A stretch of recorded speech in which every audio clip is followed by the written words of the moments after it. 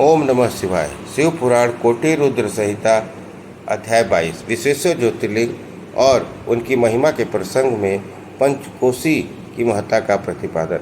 सूत जी कहते हैं, मुनिवरों, अब मैं काशी के विश्वेश्वर नामक ज्योतिर्लिंग का महत्व बतलाऊंगा, जो महापातकों को भी नाश करने वाला है। तुम लोग सुनो। इस भूतल पर कोई भी वस्तु दृष्टिगोचर होती है, वह सच्चिदानंद स्वरूप निर्विकार एवं सनातन ब्रह्मरूप है। अपने कैवल्य अद्वैत भाव में ही रमने वाले उन अद्वितीय परमात्मा में कभी एक से दो हो जाने की इच्छा जागृत हुई। फिर वे ही परमात्मा सगुण रूप में प्रकट हो शिव कहलाए। वे शिव ही पुरुष और स्त्री दोनों रूप में प्रकट हो गए हैं। उनमें जो पुरुष था वो शिव नाम हुआ, जो स्त्री हुई उसे शक्ति कहते हैं। उन सच्चिदानंद स्वरूप शिव और शक्ति ने स्वयं अदृष्ट हो रहकर स्वभाव से ही दो चेतना, प्रकृति और पुरुष की सृष्टि की। मुनिवरों, उन दोनों माता पिताओं को उस समय सामने न देखकर वे दोनों प्रकृति और पुरुष महान संचय में पड़ गए। उस समय निर्गुण परमात्मा से आकाशवाणी प्रकट हुई, तुम दोनों को तपस्या करनी चाहिए, फिर तुमसे परम उत्तम सृष्टि का विस्तार होगा। वे प्रकृति और पुरुष बोले, प्रभो शिव, तपस्या के लिए और कोई स्थान है ही नहीं। फिर हम दोनों इस समय कहाँ स्थित होकर आपकी आज्ञा के अनुसार तप करें। तब निर्गुण शिव ने तेज के सारभूत 5 कोस लंबे चौड़े शुभ और सुंदर नगर का निर्माण किया, जो उनका अपना ही स्वरूप था। वह सभी आवश्यक उपकरणों से युक्त था। उस नगर के निर्माण में उन्होंने उसे उन दोनों के लिए भेजा। वह नगर आकाश में पुरुष के समीप आकर स्थित हो गया। तब पुरुष श्री हरि ने उस नगर में स्थित हो सृष्टि की कामना से शिव का ध्यान करते हुए बहुत वर्षों तक तप किया। उस समय परिश्रम के कारण उनके शरीर से श्वेत जल की अनेक धाराएं प्रकट हुई, जिनसे सारा शून्य आकाश व्याप्त हो गया। वहाँ दूसरा कोई भी दिखाई नहीं देता था। इसे देखकर भगवान विष्णु मन ही मन बोल उठे, ये कैसी अद्भुत वस्तु दिखाई देती है। उस समय उस आश्चर्य को देखकर उन्होंने अपना सिर हिलाया, जिससे उन प्रभु के सामने उनके एक कान की मणि गिर गई। वहाँ वह मणि गिरी, जहाँ वह मणि गिरी उसका नाम मणिकर्णिका का नामक महान तीर्थ हो गया। जब पूर्वोक्त जलराशि में वह सारी पंचक्रोशी डूबने और बहने लगी, तब निर्गुण शिव ने शीघ्र ही उसे अपने त्रिशूल के द्वारा धारण कर लिया। फिर विष्णु अपनी पत्नी प्रकृति के साथ वहीं सोए। तब उनकी नाभि से कमल प्रकट हुआ और उस कमल में ब्रह्मा उत्पन्न हुए। उनकी उत्पत्ति में भी शंकर का आदेश ही कारण था।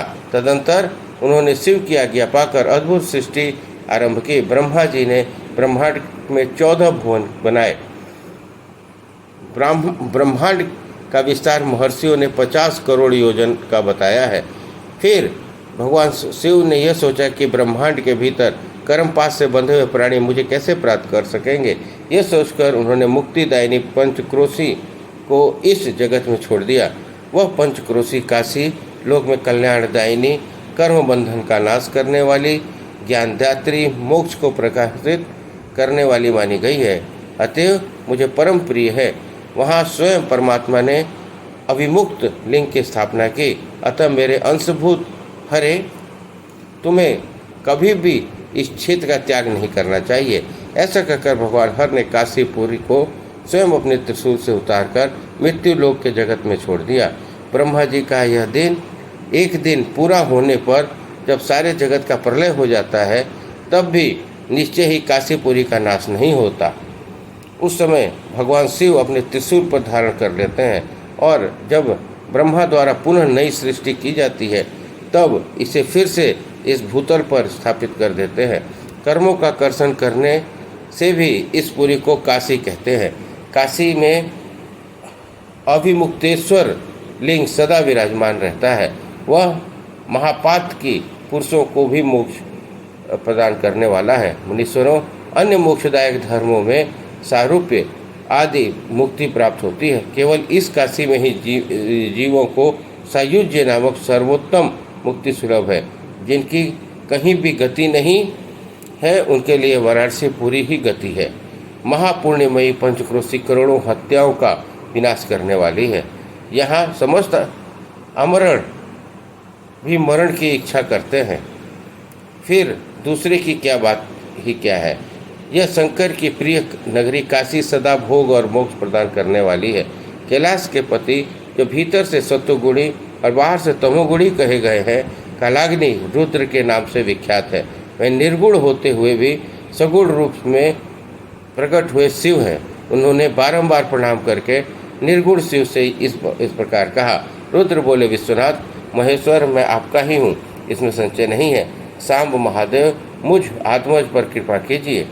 जगतपते लोकहित की कामनाओं से आपको सदा यही रहना चाहिए। जगन्नाथ मैं आपसे प्रार्थना करता हूँ कि आप यहाँ रहकर जीवों का उद्धार करें। सूर्य जी कहते हैं, तदंतर मन और इंद्रियों को बस में रखने वाले अभिमुक्त ने भी शंकर को बारंबार प्रणाम करके नेत्रों से आंसू बहाते हुए प्रसन्नतापूर्वक उनसे कहा। अभिमुक्त बोले, काल रूपी रोगों के शुद्ध औषध देवाधिदेव महादेव, आप वास्तव में तीनों लोकों के स्वामी और ब्रह्मा और विष्णु आदि के द्वारा भी सेवनीय हैं। देव, काशीपुरी को आप अपनी राजधानी स्वीकार करें। मैं अचिंत्य सुख की प्राप्ति के लिए यहाँ सदा आपका ध्यान लगाए स्थिर भाव से बैठा रहूँगा। आप ही मुक्ति देने वाले और सर्वपूर्ण कामनाओं के पूरक हैं, दूसरा कोई नहीं। अतः आप परोपकार के लिए उमा सहित सदा यहाँ विराजमान रहे। सदाशिव आप समस्त जीवों का संसार सागर से पार करें।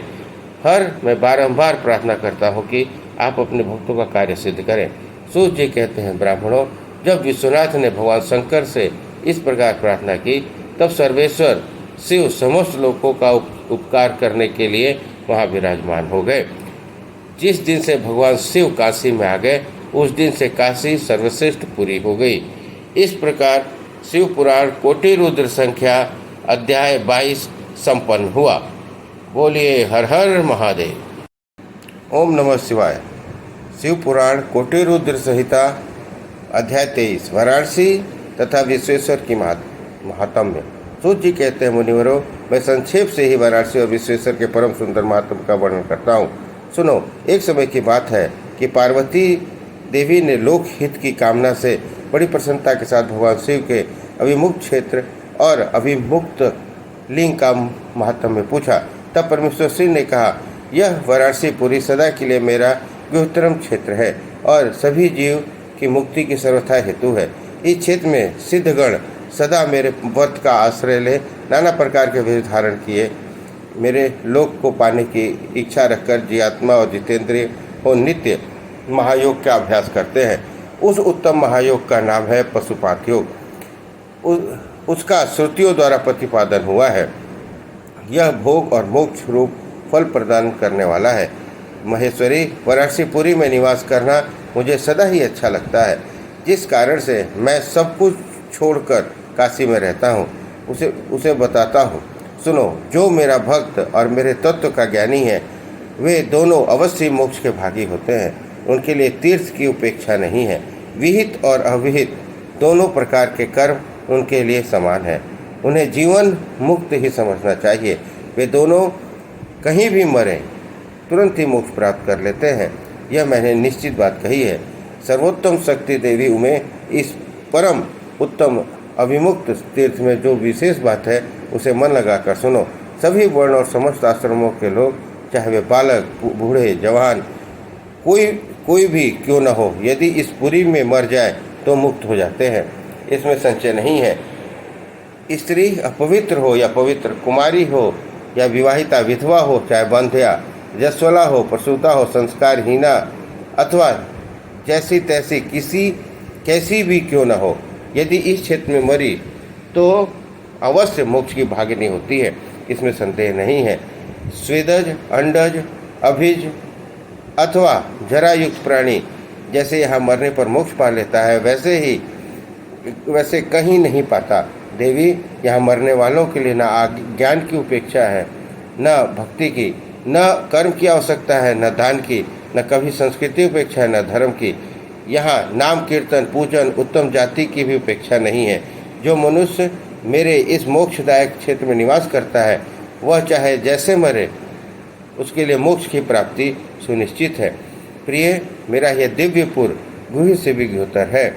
ब्रह्मा आदि देवता भी इसके महात्म्य को नहीं जानते, इसलिए यह महान क्षेत्र अभिमुक्त नाम से प्रसिद्ध है, क्योंकि नैमिष आदि सभी तीर्थ से यह श्रेष्ठ है। यहाँ मरने पर अवश्य मोक्ष देने वाला है।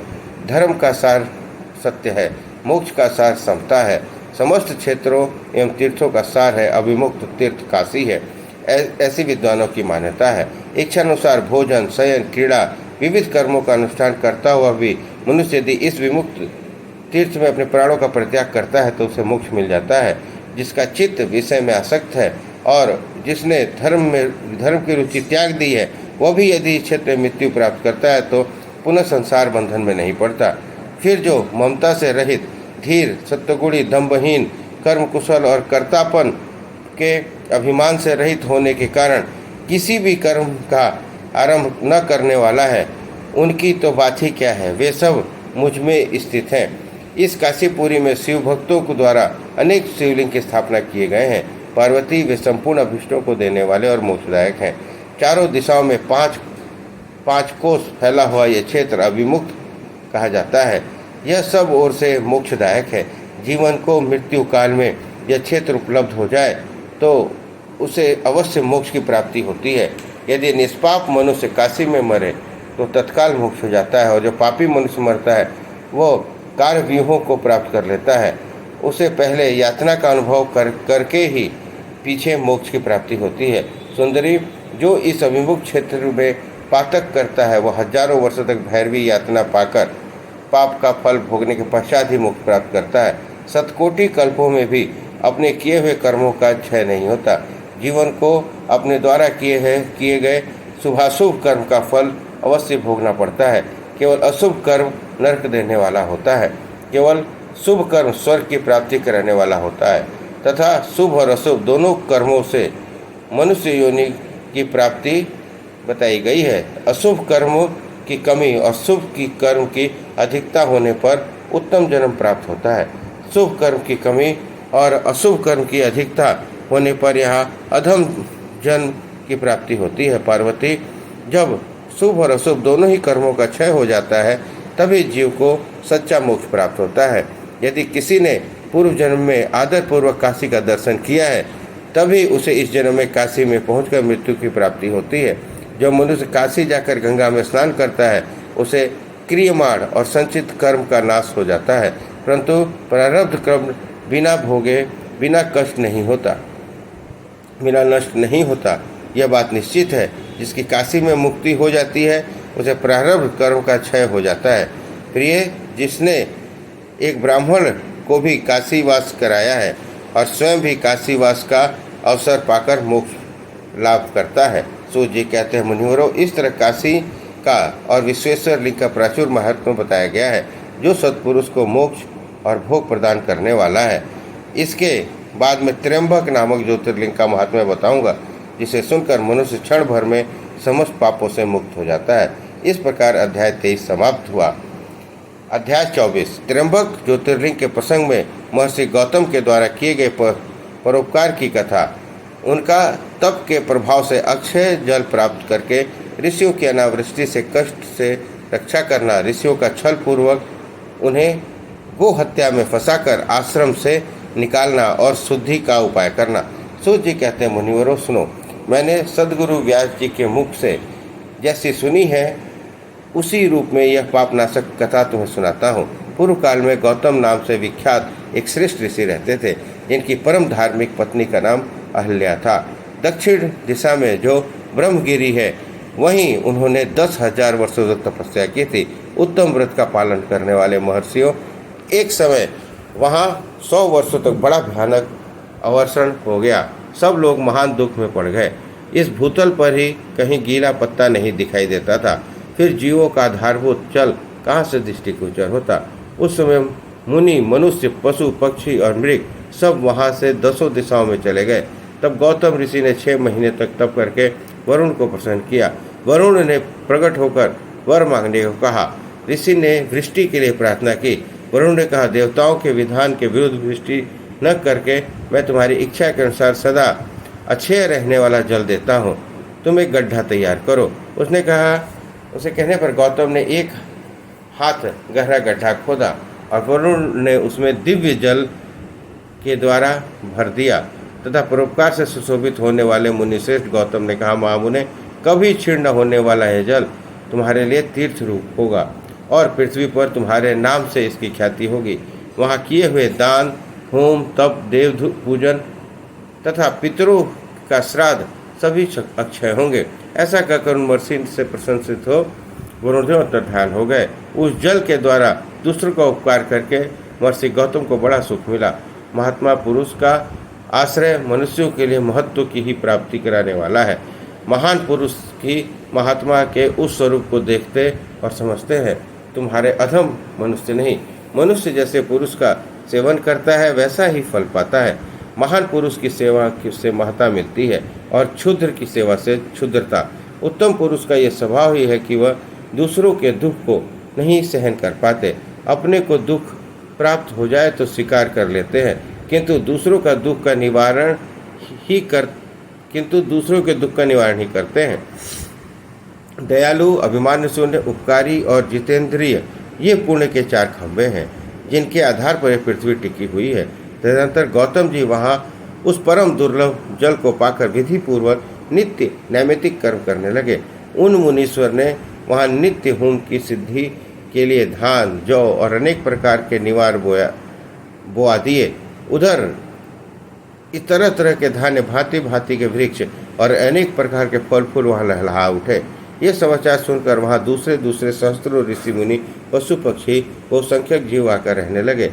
वह वन इस भूमंडल पर बड़ा सुंदर हो गया। उस अक्षय जल के संयोग से अनावृष्टि वहाँ के लिए दुखदायिनी नहीं रह गई।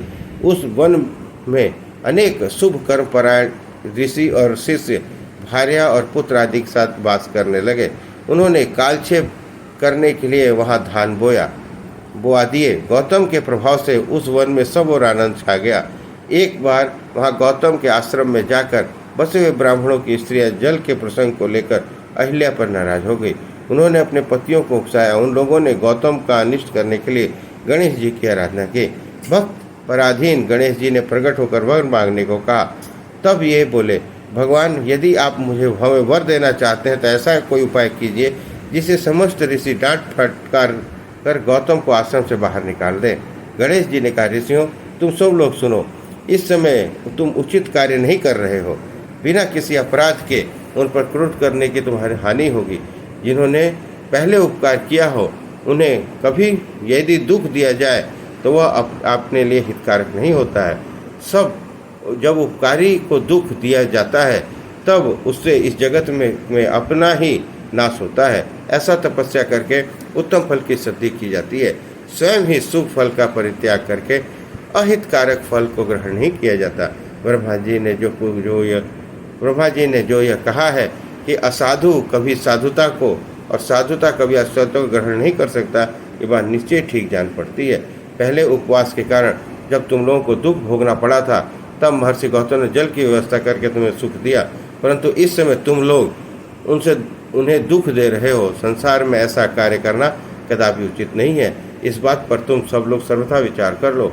स्त्रियों की शक्ति से मोहित होकर तुम लोग यदि मेरी बात नहीं मानोगे तो तुम्हारा यह बर्ताव गौतम के लिए अत्यंत हितकारक ही होगा, उसमें संशय नहीं है। ये मुनिश्रेष्ठ गौतम तुम्हें पुनः निश्चय ही सुख देंगे, अतः उनके साथ छल करना कदापि उचित नहीं है। इससे तुम लोग कोई दूसरा वर मांगो। सूत जी कहते हैं, ब्राह्मणों, महात्मा गणेश ने ऋषियों से जो बात कही वह यद्यपि उनके लिए हितकर थी तो भी उन्होंने स्वीकार नहीं किया। तब भक्तों के अधीन होने के कारण तब शिव कुमार ने कहा, तुम लोग ने जिस वस्तु की प्रार्थना की है मैं अवश्य करूँगा। पीछे जो होनहार होगी यह होकर रहेगी। ऐसा कहकर वे अंतर्ध्यान हो गए। मुनीश्वरों, उसके बाद उन दुष्ट ऋषियों के प्रभाव से तथा उन्हें प्राप्त किए हुए वर के कारण जो घटना घटित हुई उसे सुनो। वह गौतम के खेतों में जो धान और जौ थे उनके पास गणेश जी एक दुर्बल गाय बनकर गए। दिए हुए वर के कारण वह गाय कांपती हुई वहां जाकर धन और जौ चरने लगी। उसी समय देववश गौतम जी वहां आ गए। वे दयालु ठहरे, इसलिए मुट्ठी भर तिनके लेकर उन्हीं से उस गाय को हाँकने लगे। उस तिनकों के स्पर्श से गाय पृथ्वी पर गिर पड़ी और इसी के देखते देखते वो क्षण भर में मर गई। वे दूसरे दूसरे देसी ब्राह्मण और उनकी दुष्ट स्त्रियां वहां छिपे हुए सब कुछ देख रहे थे। उस गौ के गिरते वे सब लोग बोले, गौतम ने यह क्या कर डाला। गौतम भी आश्चर्यचकित हो अहिल्या से बोले, देवी यह क्या हुआ, कैसे हुआ, जान पड़ता है परमेश्वर मुझ पर कुपित हो गए हैं। अब मैं क्या करूं, कहाँ जाऊं, मुझे हत्या कर लग गई है। इसी समय ब्राह्मण उसकी पत्नियां गौतम को डांटे और दुर्वचनों द्वारा अहिल्या को पीड़ित करने लगी। उनके दुर्बुद्धि शिष्य और पुत्र भी गौतम को बारंबार फटकारने लगे और धिक्कारने लगे। ब्राह्मण बोले, अब तुम्हें अपना मुंह नहीं दिखाना चाहिए, यहाँ से जाओ जाओ। गो हत्यारे का मुंह देखने पर तत्काल वस्त्र सहित स्नान करना चाहिए। जब तक तुम इस आश्रम में रहोगे तब तक अग्निदेव और पितर हमारे लिए दिए हुए किसी भी हव्य कव्य को ग्रहण नहीं करेंगे। इसलिए पापी गो हत्यारे, तुम परिवार सहित यहाँ से अनंत चले जाओ, विलंब न करो। सूर्य जी कहते हैं, ऐसा कहकर उन सब ने पत्थरों से मारना आरंभ किया। गालियाँ देते गौतम और अहिल्या को सताने लगे। उन दुष्टों के मारने और धमकाने पर गौतम बोले, मुनियों मैं यहाँ से अन्यंत्र जाकर रहूँगा। ऐसा कहकर गौतम उस स्थान को तत्काल निकल गए और व्यथित हृदय से दुखपूर्वक सबकी आज्ञा से कोस भर दूर जाके उन्होंने अपने लिए आश्रम बनाया। वहाँ भी जाकर ब्राह्मणों ने एक दूसरे से हत्या, जब तक तुम्हारे ऊपर हत्या लगी तब तक तुम्हें कोई यज्ञ कर्म नहीं करना चाहिए। किसी भी वैदिक देवक पितृज्ञ का अनुष्ठान तुम्हारे अधिकार में नहीं रह गया। मुनिवर, गौतम अपने कथानुसार किसी तरह एक पक्ष बिताकर उस दुख से दुखी हो बारंबार उन मुनियों से अपनी शुद्धि के लिए प्रार्थना करने लगे। उनके दीन भाव से की प्रार्थना करने पर उन ब्राह्मण ने, गौतम तुम अपने पाप को प्रकट करते हुए 3 बार सारी पृथ्वी का परिक्रमा करो, फिर लौटकर यहाँ 1 महीने तक व्रत करो। उसके बाद इस ब्रह्मगिरी की 101 परिक्रमा करने के पश्चात तुम्हारी शुद्धि होगी। अथवा यहाँ गंगा जल को लेकर उन्हीं से जल से स्नान करो और 1 करोड़ पार्थिव लिंग बनाकर महादेव जी की आराधना करो। फिर गंगा में स्नान करके इस पर्वत की 11 बार परिक्रमा करो। पश्चात 100 घोड़ों के जल से पार्थिव शिवलिंग का स्नान कराने पर तुम्हारा उद्धार होगा। उन ऋषियों के इस प्रकार कहने पर गौतम ने बहुत अच्छा कहकर उनकी बात मान ली। वे बोले, मुनिवरों मैं आप श्रीमानों की आज्ञा से यहाँ पार्थिव पूजन और ब्रह्मगिरी की परिक्रमा करूँगा। ऐसा कहकर मुनिश्रेष्ठ गौतम ने उस पर्वत की परिक्रमा करने के पश्चात पार्थिव लिंगों का निर्माण करके उनका पूजन किया। साध्वी अहिल्या ने भी साथ रहकर ये सब कुछ किया। उस समय शिष्य पर शिष्य उन दोनों की सेवा करते थे। इस प्रकार शिव पुराण कोटि रुद्र संहिता अध्याय 23, 24, 25 संपन्न हुआ। बोलिए हर हर महादेव।